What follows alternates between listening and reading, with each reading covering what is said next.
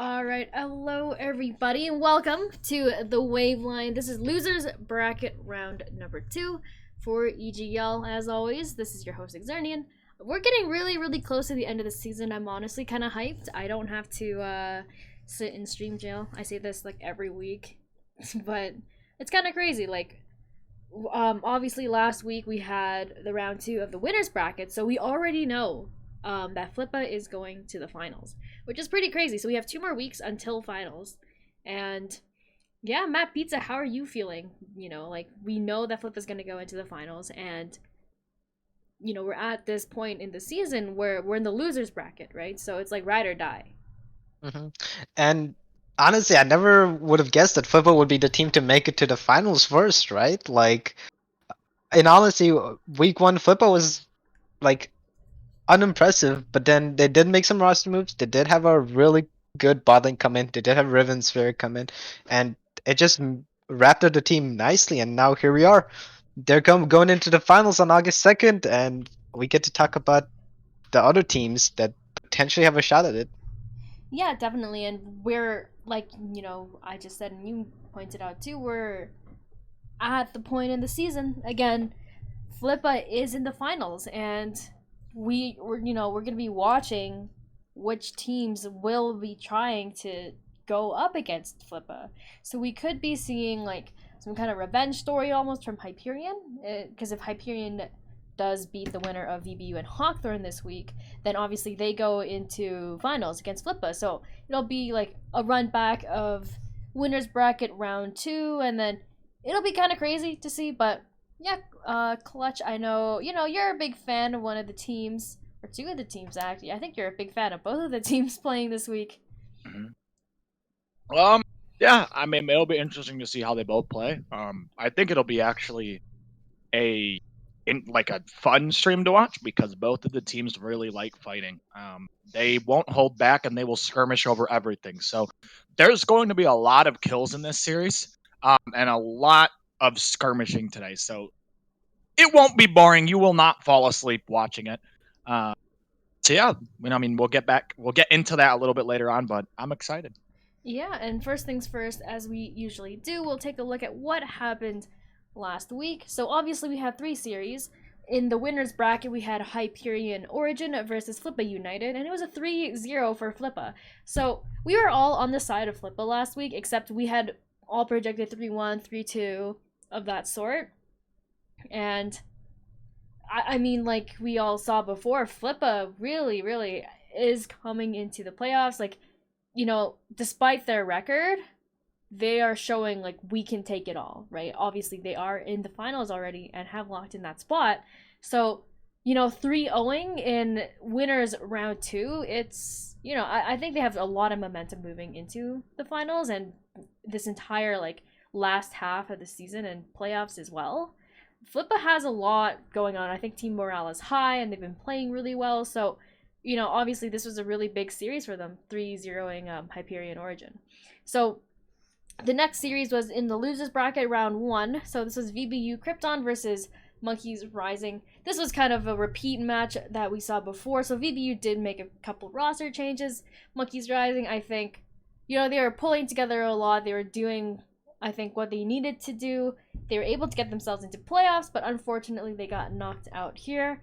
But yeah, I think this is VBU also making a statement saying like, we are also here to win, right? Because they got kicked out of winners bracket, they dropped into the losers bracket. So I feel like with that much more pressure on them, VBU is really like, I think they're just playing under pressure and they are, they're feeling like they have to play better to win. And I think this week, I suppose last week was one of the first like steps into it. So I mean, that was another big win for them.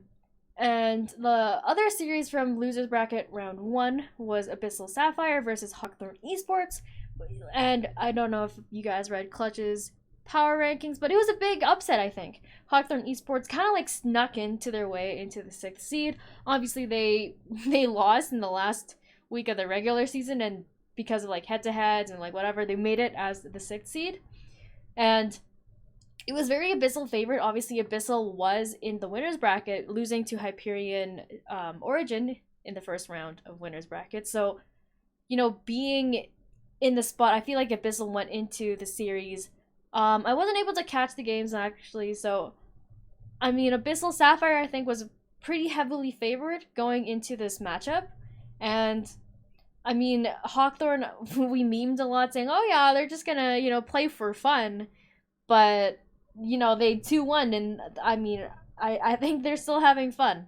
So we'll start back at the top. Matt Pizza for 3-0 Flippa. What were your thoughts on that series? So I know the series we've always talked about their bot lane, right? But this series, their top side of the map, Darkfire and Really Prime, absolutely showed up, right? And like game one, Ridley Prime, 7-1-2 on the Nessus, on the dot, DKing, going in, ravaging the team. Game two, Darkfire, Hecarim, 10-1-10, just sprinting it into the enemy team, and no one could kill this menace. And then Really Prime's also just vibing 5-1 on the Mordecai. So like such like team fight champs, and like it was insane. And then game three, right? Ridley Prime's Aatrox came out, just the world ender, ended the series for a trio for Flippa. So honestly, I was impressed by the top side of the map for Flippa this series, right? Like we've always known them to play around the bot side, but this time they decided to play around the top side, and it worked as well. So it goes to show that everyone on Flippa is just a strong player. Yeah, and we saw some really, really big picks from other members of the team. We saw Ridley Prime play the Aatrox. I know Matt Pizza. I don't know if you caught the stream, but as for the person who streamed the games, it was like kind of unfair, honestly. Aatrox is honestly, I feel like I have a mental block against a champion. It's just like, oh my god, I can't even run away. He just dashes. I feel like I can't even out trade him because he has like three stupid abilities on the one key. It's really annoying and dumb. And like Ridley Prime went 11, 1, and 8 on the Aatrox. It was a nasty pick. And it was really crazy to see Kurido also being able to really match and step up to Dracana. But Dracana was obviously a very like, what's the word? Very outspoken like mid laner throughout the entire season. We knew that Dracana was one of the top or if not the best mid laner in the league throughout the regular season. So, and it was pretty crazy to see so much kind of like how Hyperion was kind of being pulled apart at the seams. Obviously, they did not have the Rune Mage in the top lane that series. It was a little bit unlucky. They did use a sub. They used Squig instead of Rune Mage. So I don't know how much that throws off like team comps or team synergy even, but I mean overall, I think Hyperion really did fight for the whole series. There was one game I think it was really back and forth. I think it was the second game. It was really back and forth between the two teams, and Hyperion Origin I think like lost one team fight at Dragon, and then it just kind of like downward spiraled from there. And yeah, overall, like really, really strong series coming from Flippa because they had, like Matt Pizza mentioned, Darkfire, I think, was a big MVP for the series, at least in my eyes, because he was just all over the map, right? Like you said, Matt Pizza.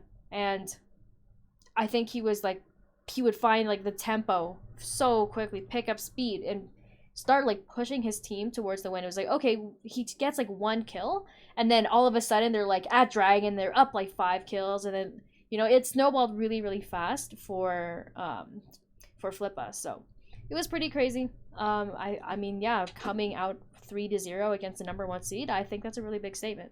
So Clutch, I know you were a Flippa fan last week. You also had the same prediction as me. You said 3-2. So Yeah. So I've been a fan of Flippa the entire playoffs. I've said since like the last week of the regular season that Flippa is the best team in the league. And I've stuck with that statement all the way through.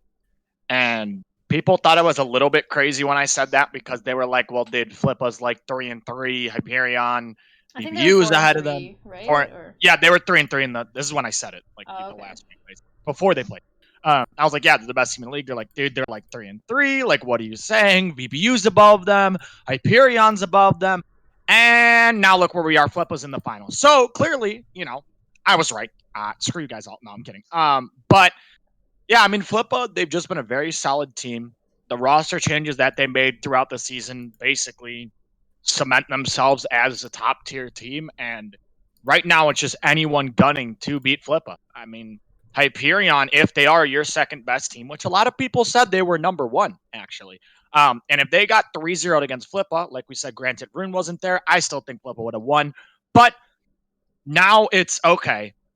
What are these lower teams in the losers bracket going to show us? Because they have to show us something and give us a reason why they're going to beat Flippa. Otherwise, Flippa will just win the finals. So it's up to Hyperion, VBU, and Hawthorne. Those three teams. They have to show something. They need to look dominant.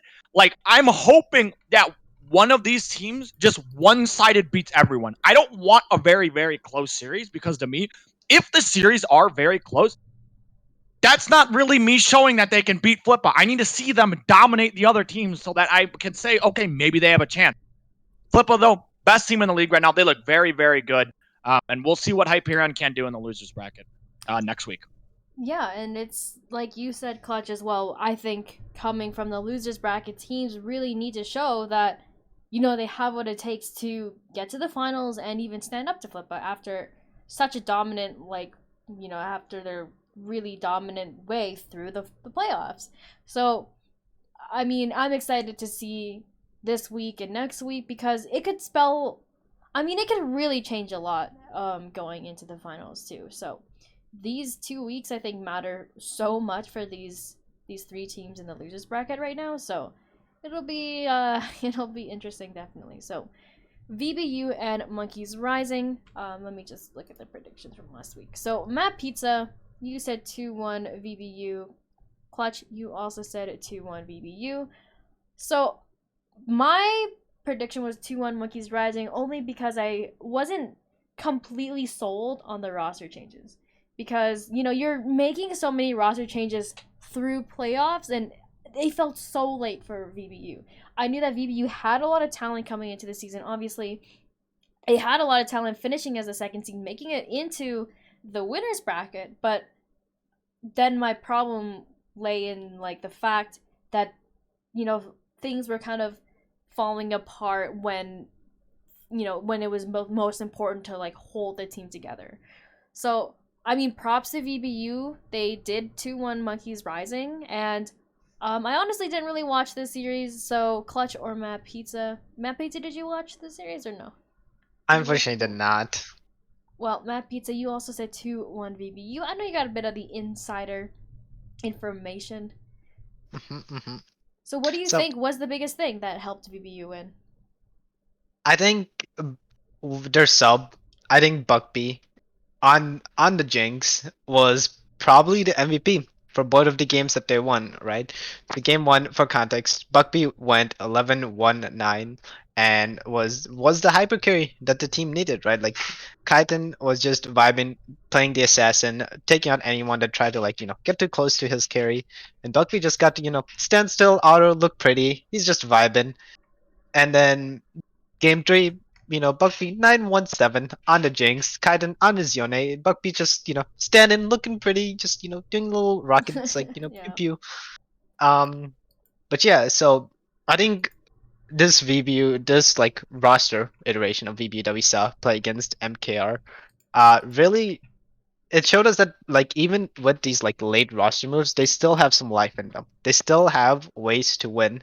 Because granted, these roster moves do happen, but they're still playing to their objective, right? They're playing for Kaiden to 1v9. But now you also have this ADC who's also able to step up and help out as well. Mm-hmm. So going from this 1v9 situation, it's now this 2v8 situation that's a lot more favorable. And the rest of the map is now able to be okay, we have our two carries. We just play for them. We play around them. Just die for them, make sure they live, get them the resources, and VBU now has more ways to play the game, right? Instead of just mid carry, they can now have an option to play through their bot lane as well. So Mm-hmm. interesting moves, even though they're really late in the season. I'm interested to see how far they'll go.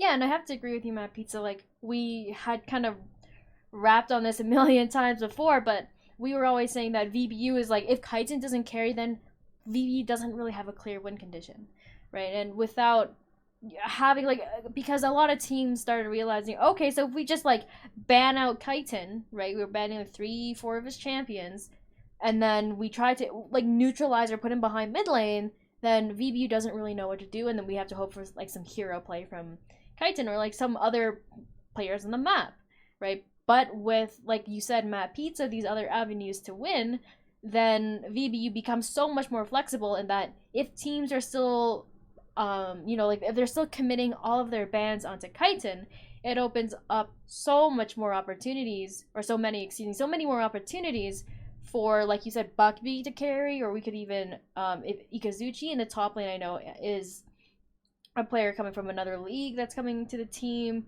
from a strong season, right? And like you said, Matt Pizza, with these kind of strategies, I think, it was a desperation play. It was like a very, like, it's all or nothing for VBU, right? So I think right now they had the test run with this current iteration of the roster against Monkeys Rising. They have found some success, excuse me, and going into this week against Hawkthorn, I think, depending on how they've honed their strategies from that previous week against Monkeys Rising, I think VBU actually has a very, very good chance going against Hawkthorn.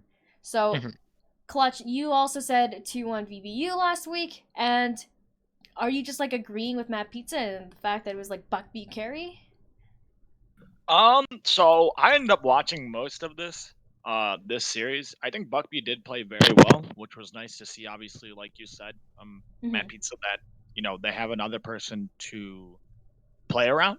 But that was also Monkeys Rising, and Monkeys Rising, they are a solid team. I think they played pretty good. Like, they literally almost took down VBU.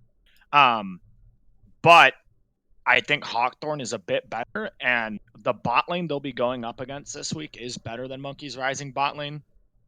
So I need to see if Buckbeat's going to have the same success, because Ioke is still a very good AD, but we all know Counters is like one of the best ADCs in the league.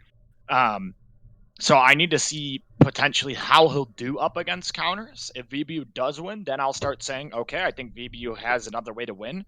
But I can't just look at last week after one series and say, yeah, VBU, now they have Buckby, like, they have another lane to play around, right?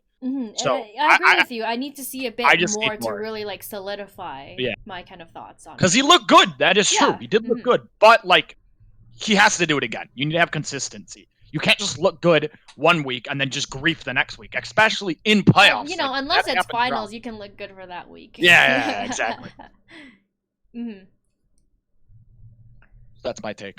Okay, I agree with you. It really depends, because I think this week will be a really big test, like we've all kind of said before, for VBU, because of these roster changes, because of the different avenues that they have now, because of what we saw with Buckby, what we saw with the other players on the team. Like, I really want to see, like, I think Hawkthorn coming into the series as well, I think they have a pretty good chance, honestly. I think Hawkthorn could take the series, but we'll get to that in a bit. So there's obviously the last series of the losers bracket, round 1. It was Abyssal Sapphire versus Hawkthorn Esports. We were all on the side of Abyssal Sapphire, and honestly, I tuned in a little bit for the stream. It was really not a significant portion. So hold on, let me look at so Matt Pizza, you said Abyssal 2-0 last week, actually. So what happened, man? You're inting your stacks, your analyst stacks. I predicted exactly right for the VBU versus MR one, and Karma was just like, okay, yeah, you just have to predict this completely wrong now. You're not allowed to, like, actually be a good analyst. So, I two out of the 3 series are predicted correctly, and then the last one is just completely wrong. Like, But your one in series, your one hot take. Yeah, I guess that was my one hot take that I thought wouldn't be a hot take, but Hawkturn made it a hot take, but props to them though. They actually played really well games 2 and 3, and honestly, props to their jungler, right? Arf go picking the Diana, picking the Xin Zhao, picking these carry type junglers to push Hawkturn over the edge to actually make them beat Abyssal Sapphire. And I'm just kind of taking a peek at the match histories here, and the first game, obviously, Abyssal won, and it was actually a really, really close game up until the 30-minute mark, where it started dipping into Hawthorne's favor. It was like they won a dragon fight, and then they won a baron fight, and then they won they got elder, right? So it was really, really close, the early and mid game. So I think just in kind of looking at the numbers alone, I feel like Hawthorne was able to just kind of team fight better, get the right picks, or play to the win conditions that they needed in that game. And I think it was a really close game. And then the next game also, this game seemed a little bit more Hawthorne favored. They were just riding somehow we got away with an 807 Diana. Like, okay, Arth, just okay. This is why I usually ban Diana too. Diana's kind of nasty. People don't really realize how much one good Moonfall can change a team fight or turn the tides of just any fight, right? You can set up so much with one. And she just does a lot of damage, and it's just really nasty, honestly. So, Clutch, you also said 2-1 Abyssal. That's the same what I said. Yeah, so what do you think happened then this series? Why do you think Abyssal lost? So yeah, I watched most of the games. I was watching VBU Monkeys Rising on my second monitor, and then Abyssal Hawkthorn on my main monitor. And Hawkthorn honestly probably should have 2-0'd. They were ahead game 1 and ended up throwing it away. They were ahead in every single game, and they just threw game 1, so it should have been 2-0. Basically, Abyssal was Oh, they. sorry. Yeah, thank you for correcting me. I said it was Hawthorne who won. It was a bit right. Okay, yeah. What? Or am I just mixing it up in my head? Yeah, Abyssal won the first game. Okay, never mind. Yeah, I'm right. did. Okay. So basically, what ended up happening was Hawkthorne. They won everywhere besides mid, and it basically was the Fire of the Fox trying to kind of keep his team alive, in which he was doing an amazing job, and they nearly were able to sneak out the series. But when you're kind of losing everywhere else, it's very, very hard to just 1v9 a series, basically. And with how Hawkthorne plays the early game, they get ahead early.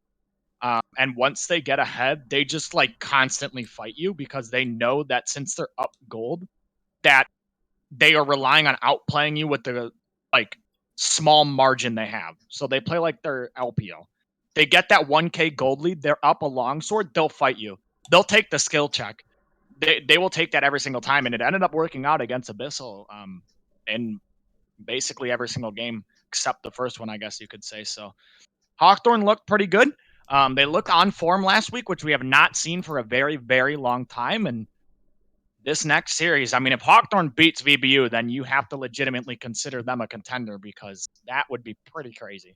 I agree with that, and there's so much I think riding for Hawkthorne. I think they're maybe starting to count themselves out like, oh yeah, we're in the 6th seed, we're in losers bracket, let's just try to see how far we get, right? So I think, like you said, Clutch, depending on how they do against VBU this week, it'll really, really matter going against Hyperion next week because of, being able to maybe solidify, maybe just even make improvements to your current strategies.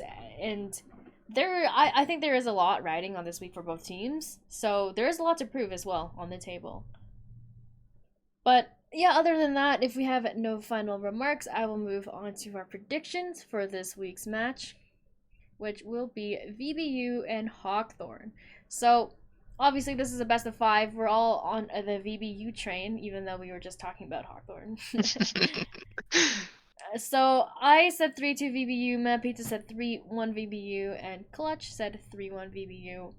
I was kind of in the same train of thought of what we were just talking about, that obviously Hawkthorne was able to beat Abyssal Sapphire, and there was, I think, if Hawkthorne is able to play well this series, then I mean I could see them also winning this best of 5. But I mean, I'm also drawing back on what we said earlier about VBU, about the different avenues they have to win, the different kind of strategies, and it really depends. How much have they improved? And I feel like because they have so much that's riding on the line, there's so much that they want to be proving. Obviously, because if you lose the series, you're out. So I think because of all this pressure as well, I think VBU will be trying way harder than they did in the earlier season, in the earlier weeks of the season. So I mean, 3-2, I think it'll be quite a close series.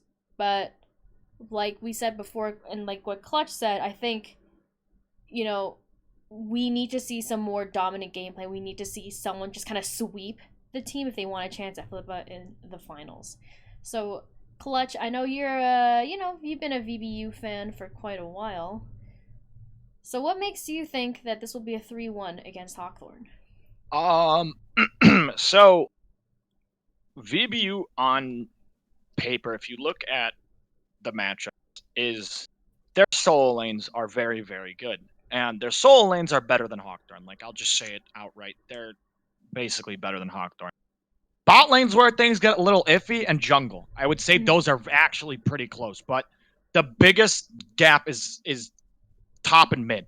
And when you're already just losing 2 lanes, it's already really hard for you to win. So we'll have to see what Hawthorne comes in. Maybe they have a plan, some sort of strategy to take down the solo lanes. But I think Hawthorne's going to take a game. I think they are too good enough of a team, even though they are that 6 seed, to get 3-0. I think they'll take one game off of VBU. I think that Hawthorne, they found their footing last week. And if they can do it again here, I actually think it will be a 5-game series in which Hawthorne could potentially beat VBU. But there's a lot of things that, it's kind of like last week when I said, for Hawthorne to win, there's a lot of things Abyssal needs to do wrong. And that ended up happening. So for Hawthorne to win again this week, there's a lot of things that VBU needs to go wrong. Basically, VBU are favored to win if it just plays out normally. If there is just everything goes to plan, VBU is going to win. Hawthorne has to find a way to make VBU screw up, or VBU just has to really, really screw up somewhere for Hawthorne to win a game. And I think it'll happen in one game, but I'm thinking that's it. I don't think VBU will mess up anymore.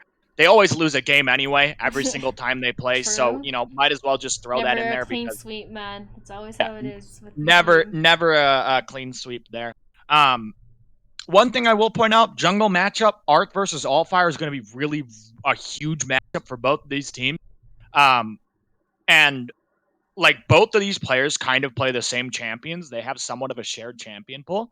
Now, obviously, not all their champions are shared, but the strong meta champions, they both play them all, basically. So I'm not going to say what picks are contested because that's leaks, but it'll be a banger in to see how these junglers will play. Whichever one does get ahead, though, they're just going to steamroll over the other one. They're both good enough to push their leads that whoever gets ahead in the jungle is just going to win them the game. So just keep a note of that on stream today.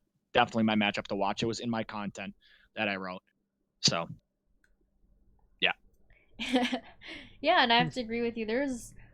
Like you said, Clutch, between the two junglers, between the solo laners, and between basically just everybody on the map, I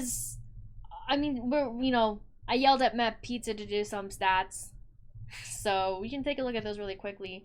And like we mentioned before, I think, obviously the number one all-star for EGL for ADC was Counters, and Counters has basically the same kills as he does deaths. He has 105 kills and 103 deaths. So, my man really wants to just go in and trade 1-for-1. Which is what I'm seeing a lot. It's either, just go in and kill them all, or just go in and die. So, it's not a horrible play style if you can control it correctly. Obviously, when you're playing against VBU, and if you can find a weak point in their kind of bot lane, their new bot lane, and you are able to, excel with, killing them over and over again. I've seen Hawthorne and their bot lane dives. I've seen a lot of that kind of strategy and gameplay from them. So I'm excited to see how they plan to execute and play around counters, and a lot of like that can come from what Clutch said was it can come from Arth. So like it really depends on a lot. I think if the stars aligned, if the sun is at like if the sun is shining at like a 62-degree angle and the temperature like if it's like the right conditions, I think Hawthorne can actually dominate a few of these games.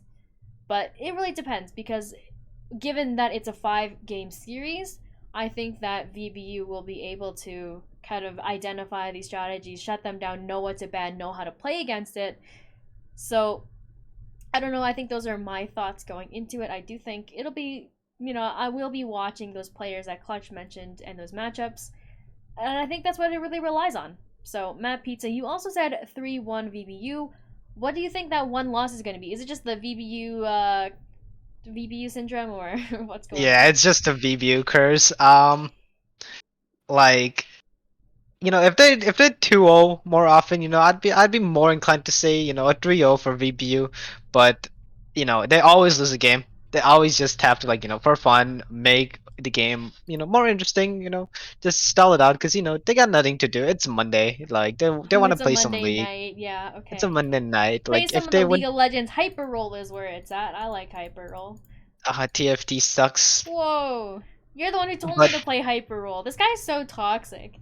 I was like, I don't want to play Hyper Roll. Matt Pete's like, let's play Hyper Roll together. Like when it came out. Now you're it flaming me. Wow. it's fun when I win, but it's not fun when I lose. Just, So. but you just build like random trash, so that's kind of on you. Okay, well, listen, this ain't this the way you Alright, want. Okay, alright, okay. alright. But um, yeah, I think kind of like what Clutch said. Like the solo laners for review are gonna determine a lot on how the series goes, and ultimately it does depend on the jungle matchup and how well Alfire is able to do in comparison to Arf. If Arf is able to outpace Alfire and is able to dictate the game state, then Hawkton can definitely take a few games off. But I think eventually at some point VBU will learn to be like, okay, this is what Arf is doing. Let's do something in response to that. Let's set our own tempo. Let's do our own thing in response to what Arf is doing. And they'll be able to adapt because now, like we said, with the roster changes, they have more ways to play the game than just mid carry. Mm-hmm. Yeah, and like you said, Matt Pizza, it really depends. I think both of these junglers, Allfire and Arth, have a lot of power in their hands when they play so much.